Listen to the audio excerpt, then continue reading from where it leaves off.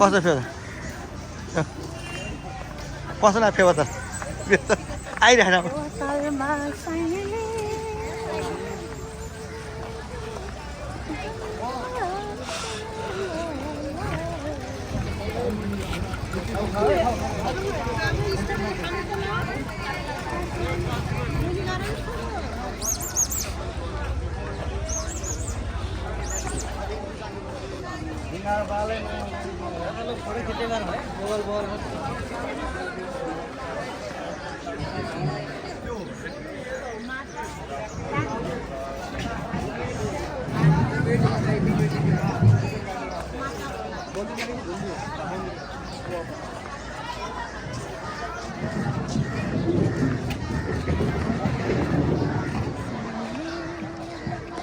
ल फेउता हेरमा माछापुच्छ्री हिमाल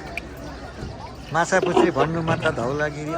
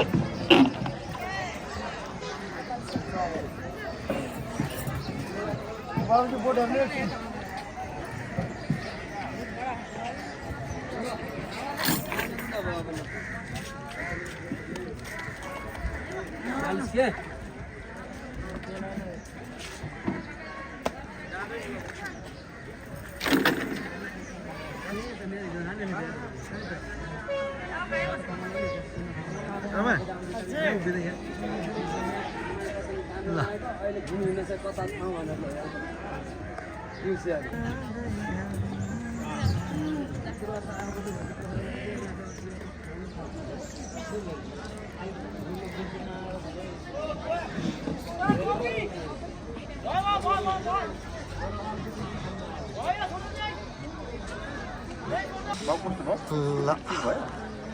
फोटो खिच्छ कान्छ अब ल मलाई नि यसरी खिच्न मन लाग्छ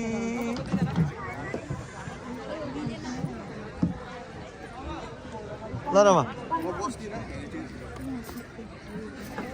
ठिक छ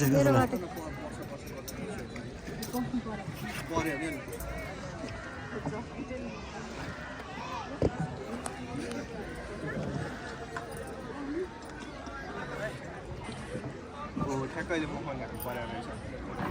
त्यसलाई हेर्छ कान्छ पक्नैमा हो ल आसिको यता नै आसिन ल हजुर ल चस्मा चस्मा ल्याऊ ल ए पुग्नु हुन्छ बाबु ए पुग्नु हुन्छ फोटो खिच्छ कि नि ओके हुन्छ हजुर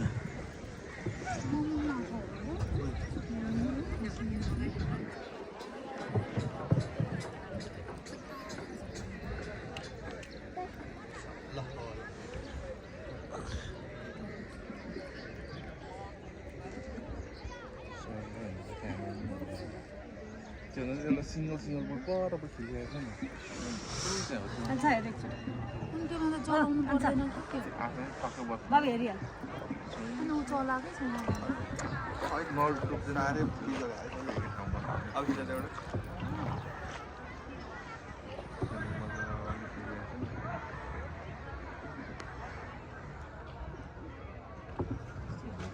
Zero 0.5 हामी त्यो 1 त खत्तमै हुन्छ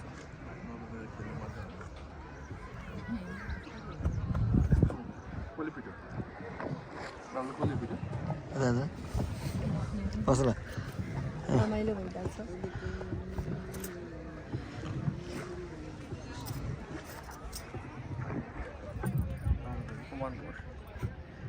0.5 है ना 1 बनेगी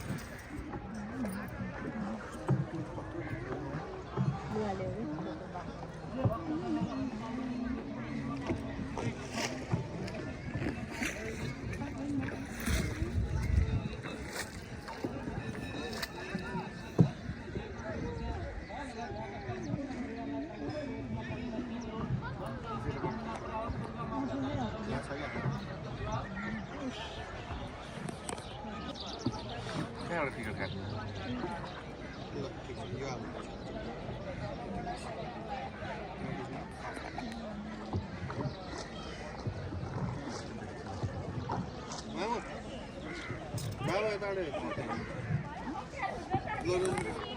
मौका त प्रायः यस्तै त हुन्छ यस्तै टाइममा त हो यताबाट भन्दा त सराङकोटबाट राम्रो देखिएला जस्तो छ क्या हेर्नु है यता सराङकोटको डाँडाले छेकिन्छ जस्तो लाग्छ माछा पुछ्रे भन्नु मात्रै धौलागिरी अल्को भन्दै नि ऊ त धौलागिरी होइन यो कि त्यो धौलागिरी यो हो के अरे माछा पुछ्रे धौलागिरी यो बाटो धौलागिरी आसन आयो न यसकोले अँध्यारो पऱ्यो अहिले अहिले पल्याएको छ है हामी तालबाट आयो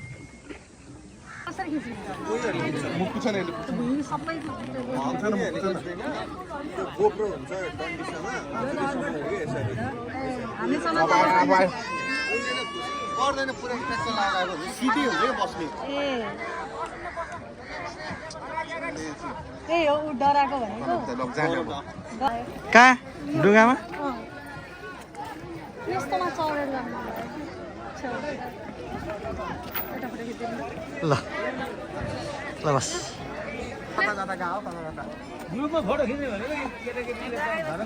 ल जाम ल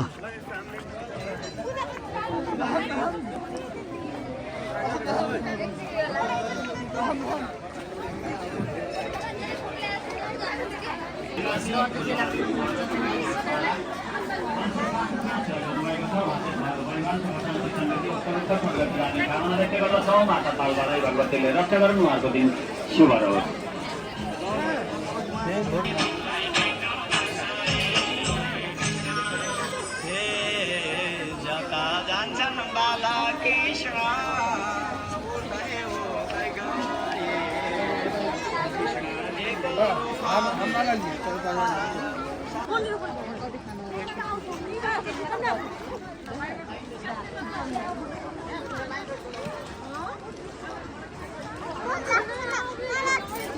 सिधै तर भिडियो खिचेन हो ल लाइन छ हामी बाहिरबाट दर्शन गर्नु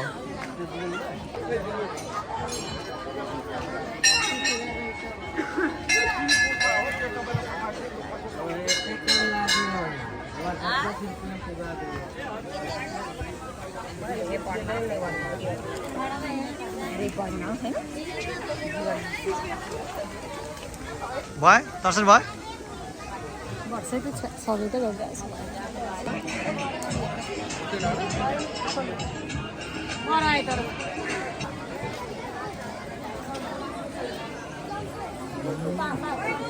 जाम अब ल चारजना खिच्नु परेको छ नि सेल्फी नै हालौँ बेस्ट भनेको खिचिदिहाल्छ नि अरूले होइन यत्र सेल्फी हाल्ने मोबाइल किन अरू लागि त्यही अहिलेको ठाउँमा घाम पनि पर्छ मुखमा राम्रो अब के टाइम लाग्छ नि ल 10 बजे कुन्नी त्यहाँ उभिन रोज्ने भएको ठाउँमा त्यहाँ घाम पर्छ छ